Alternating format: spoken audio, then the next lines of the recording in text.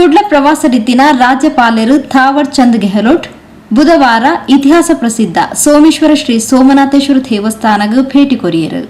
ಸೋಮನಾಥೇಶ್ವರ ಕ್ಷೇತ್ರದ ವ್ಯವಸ್ಥಾಪನಾ ಸಮಿತಿಯ ಅಧ್ಯಕ್ಷರು ಬಿ ರವೀಂದ್ರನಾಥ್ ರೈ ರಾಜ್ಯಪಾಲರನ್ನು ಎತ್ಕೊಂಡರು.